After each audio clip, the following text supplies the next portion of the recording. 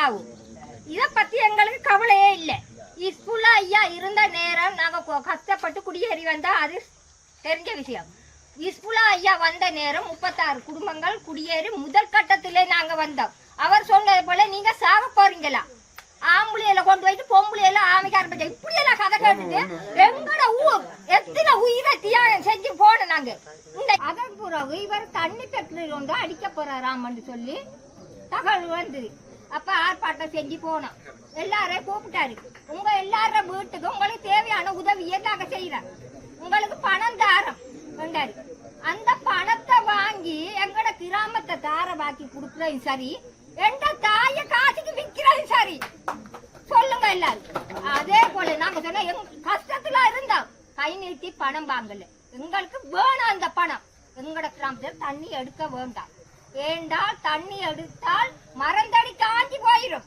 மரந்தடிகள் இருந்தா தான் மழை பெய்யும். இதான் நாங்க கடற்கரை பெற்றறி சிறப்பு செஞ்சு கரும்பை வளர்த்தாரு. அதுல 10 பெண்கள் ஆம்பளைகளுக்கெல்லாம் வேலை கொடுக்குறாரு. அது சக்கரை பெற்றறி இன்றைக்கு தண்ணி பெற்றறியா மாறப்போது இப்பதான் தெரிஞ்சது. ஆனா தண்ணி நாங்க ஆதரவு செய்ய மாட்டோம்.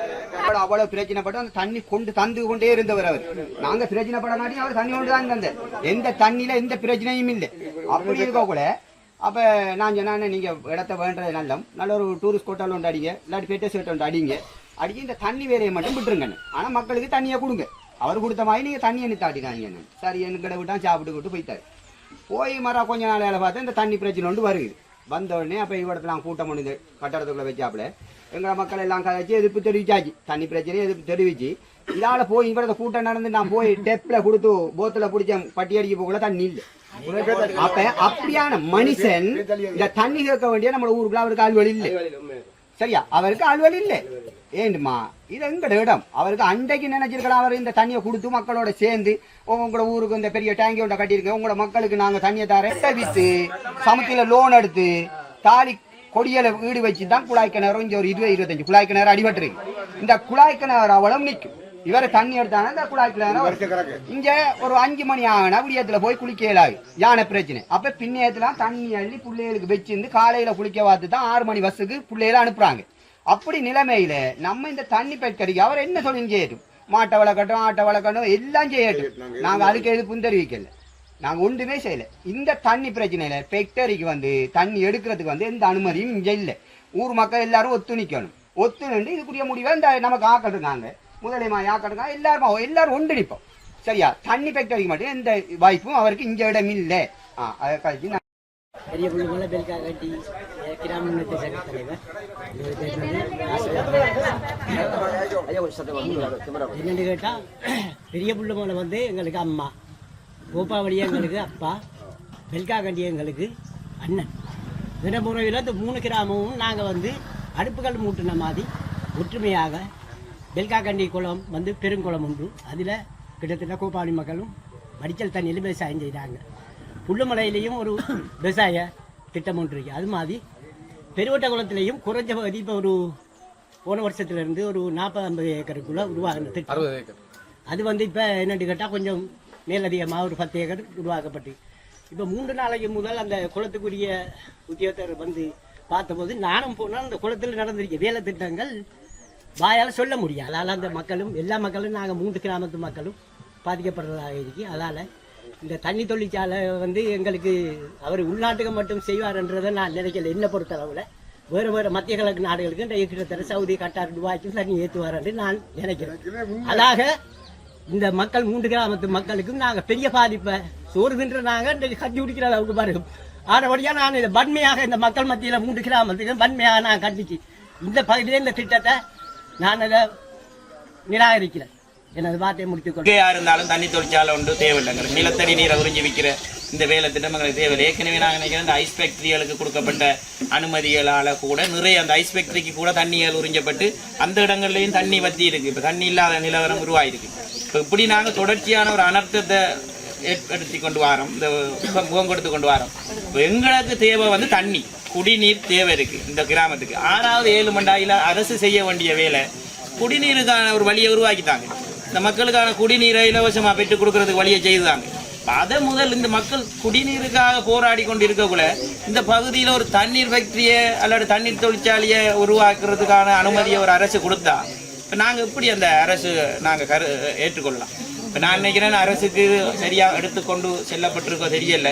நாங்கள் இது ஒரு அரசியலாக பார்க்கலாது மிக தெளிவாக. இது ஒரு குடிநீர் பிரச்சனை, ஒரு மக்களுக்கான குடிநீர் பிரச்சனை, அதோட அவங்க வாழ்வாதார பிரச்சனை, எதிர்கால சந்ததியினுக்கான பிரச்சனை. இப்போ இதை ஒட்டுமொத்தமாக நாங்கள் ஒரு அரசியலுக்குள்ளே முடக்கலாது. அது என்பிபி அரசாக இருக்கலாம், சுதந்திர கட்சியாக இருக்கலாம், தமிழரசு கட்சியாக இருக்கலாம். இந்த மாவட்டத்தில் இருக்க எல்லா கட்சிகள் சார்ந்தவர்களும் இதுக்கு எதிராக ஒரு நிலப்பாட்டை எடுக்க வேணும். எல்லாரும் இந்த மக்களோட ஒன்றிச்சு நிற்க வேணும். இந்த மக்கள் என்ன கேட்குறாங்களோ, இந்த மக்களோட தேவை என்னையோ அதை நோக்கித்தான் நாங்கள் போகணுமே தவிர மக்கள் விரோத செயற்பாடை, மக்களுக்கு எதிரான ஒரு வேலை திட்டத்தை நாங்கள் இந்த கிராமத்திலேயே இந்த பகுதியில் முன்னெடுக்கிறதுக்கு யாரும் அனுமதிக்க இயலாது. அந்த வகையில் நாங்களும் ஒரு மக்கள் பிரதிநிதிகள் என்ற வகையில் இந்த தண்ணீர் தொழிற்சாலைக்கான முழுமையான எதிர்ப்பை நாங்கள் வெளியிடுகிறோம்.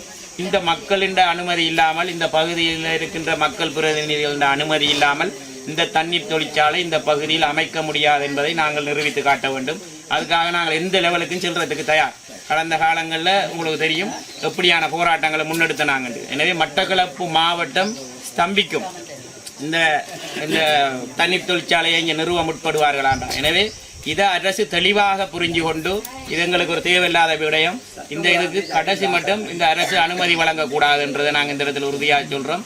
இதே நேரம் எங்களுடைய பிரதேச சபை இப்பொழுது தமிழரசு கட்சியின் கையில் இருக்குது, தமிழரசு கட்சியின் ஆட்சியில் இருக்குது. நிச்சயமாக நாங்கள் அதுக்கூடாக ஒரு அனுமதியையும் கொடுக்க மாட்டோம் இந்த தண்ணீர் தொழிற்சாலைக்காக.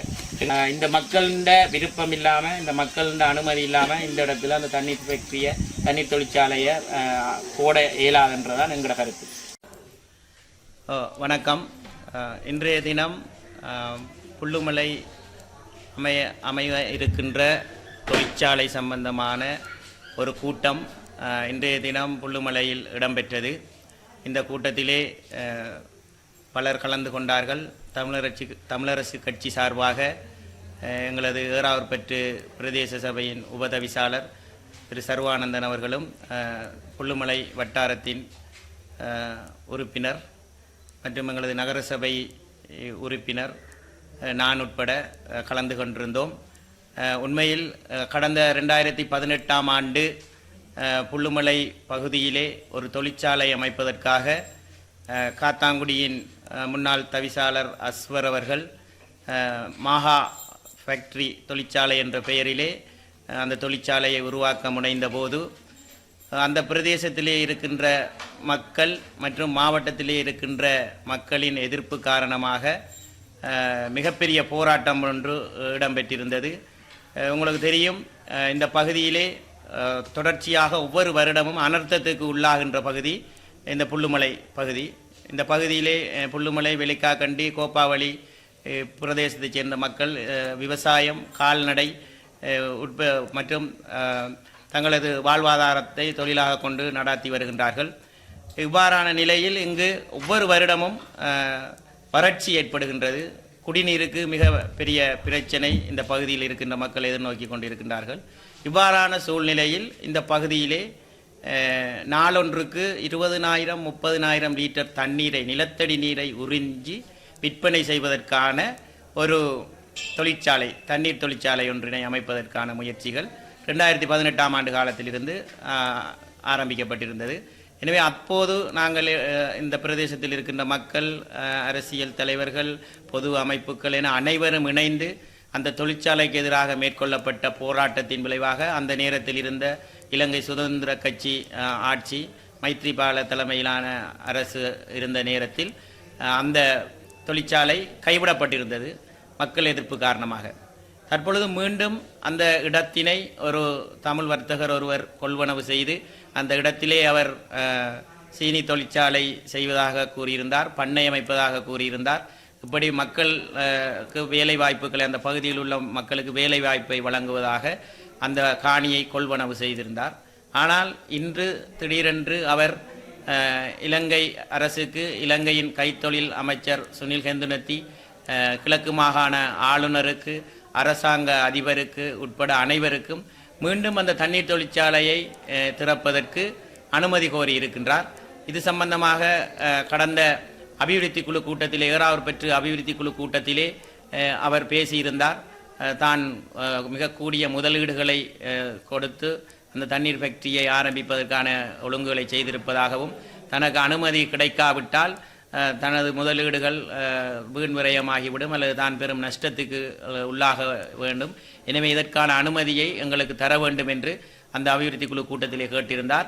அப்போது அந்த அபிவிருத்தி குழு கூட்டத்திலே இருந்த அபிவிருத்தி குழு தலைவர் எமது என்பிபி அரசு பிரபு அவர்கள் அதற்கான உரிய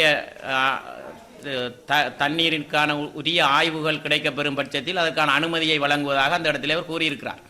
எனவே கடந்த 2018ஆம் ஆண்டு மக்களால் எதிர்க்கப்பட்டு இது பெரும் பாதிப்பை ஏற்படுத்தும் என்று கூறியும் அவ்வாறு நிறுத்தப்பட்ட ஒரு தண்ணீர் தொழிற்சாலையை மீண்டும் 2025ஆம் ஆண்டு வழங்குவதற்கு இந்த புதிய அரசு ஏன் முன்னிற்கின்றது என்ற கேள்வி எங்களுக்கு எழுகின்றது.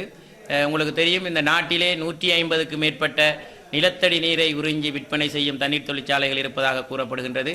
அதில் மிக முக்கியமாக அந்த தொழிற்சாலைகள் நீர் வளம் அதிகமாக உள்ள கம்பகா, கொழும்பு உள்ளிட்ட பிரதேசங்களிலே இருப்பதாக கூறப்படுகின்றது. இங்கே நீர்வளம் குறைவாக, இங்கே வறட்சி ஏற்படுகின்ற பகுதிகளில் அவ்வாறான தொழிற்சாலைகள் அமைக்கப்பட்டது மிகவும் குறைவு. ஓரிரு தொழிற்சாலைகள் இருக்கின்றது, அதற்கும் தற்பொழுது எதிர்ப்பு கிளம்பி இருக்கின்றது. அவ்வாறான நிலையில் நீருக்காக வருடந்தோறும் மிகப்பெரும் எதிர்ப்பினை, வருடந்தோறும் மிகப்பெரும் அனர்த்தத்தினை எதிர்கொண்டு வருகின்ற புல்லுமலை போன்ற பிரதேசங்களில் எதற்காக நீர் தொழிற்சாலை ஒன்றுக்கு அனுமதி வழங்க வேண்டும் என்ற கேள்வி எழுகின்றது. இவ்வாறான கேள்விகள் இங்கு இன்றைய கூட்டத்திலே மக்கள் முழுமையாக தங்களது எதிர்ப்பை பதிவு செய்திருந்தார்கள். கால்நடை அமைப்புகள், விவசாய அமைப்புகள், பொது அமைப்புகள், கிராம அபிவிருத்தி சங்கம் உட்பட கிட்டத்தட்ட 14க்கு மேற்பட்ட அமைப்புகள் இந்த தண்ணீர் தொழிற்சாலை அமைக்கப்படக்கூடாது என்பதில் தங்களது கருத்துக்களை பதிவு செய்திருந்தார்கள். அந்த வகையிலே இலங்கை தமிழரசு கட்சி சார்பாக இங்கே இருக்கின்ற நாங்களும் இந்த தண்ணீர் தொழிற்சாலை இந்த இடத்திலே அமைக்கப்படக்கூடாது என்பதில் மிக தீவிரமாக இருக்கின்றோம். ஏறாவூர்பற்று பிரதேச சபை ஊடாக ஏற்கனவே பல தீர்மானங்கள் நிறைவேற்றப்பட்டிருக்கின்றது. இந்த தண்ணீர் தொழிற்சாலை நிறுவப்படக்கூடாது, அதனை ஏறாவூர்பற்று பிரதேச சபை தடை செய்கின்றது என்று கூறியிருக்கின்றது. அந்த தீர்மானங்களை எல்லாம் மீறி இன்று மீண்டும் இந்த என்பிபி அரசு இதுக்கான ஆதரவை அல்லது அனுமதியை கொடுக்குமாக இருந்தால் இந்த மாவட்டத்திலே தமிழரசு கட்சி உட்பட அனைவரையும் ஒருங்கிணைத்து மிகப்பெரிய போராட்டத்தினை நாங்கள் நடாத்துவதற்கு தயாராக இருக்கின்றோம். இந்த மக்கள் விரும்பாத, இந்த மக்களுக்கு பாதிப்பை ஏற்படுகின்ற இந்த மாவட்டத்திலே தண்ணீரை நாங்கள் விற்பதற்கு ஒருபோதும் அனுமதிக்கப் போவதில்லை. இந்த மாவட்டத்தில் எந்த பிரதேசத்திலாவது இவ்வாறான நிலத்தடி நீரை உறிஞ்சி தண்ணீரை வைப்பதற்கு யாராவது முயற்சி செய்தால் அந்த முயற்சியை கைவிடுங்கள். தயவு செய்து தண்ணீர் ஒரு விற்பனை பொருள் அல்ல, அது ஒரு ஜீவன உபாய பொருள். அது ஒரு மனித தேவைக்கு உரியது. மனிதர்களுக்கு மாத்திரமல்ல, கால்நடைகள், விலங்கினங்கள், உயிரினங்களுக்கு அனைத்துக்கும் தண்ணீர் தேவை. நீங்கள் தண்ணீரை காசுக்காக மட்டும் மனிதர்கள் வாங்கி குடித்தால் அங்கு இருக்கின்ற கால்நடைகள் என்னாவது, ஏனைய மிருகங்கள் எவ்வாறு தண்ணியை அருந்துவது என்ற கேள்வி இருக்கின்றது. எனவே தண்ணி ஒரு விற்பனை பொருள் அல்ல. தண்ணியை விற்பதற்கு நாங்கள் ஒருபோதும் அனுமதிக்க மாட்டோம். இதற்கு இந்த தொழிற்சாலை அமைவதற்கு முழுமையான எதிர்ப்பினை நாங்கள் தெரிவிக்கின்றோம். நன்றி.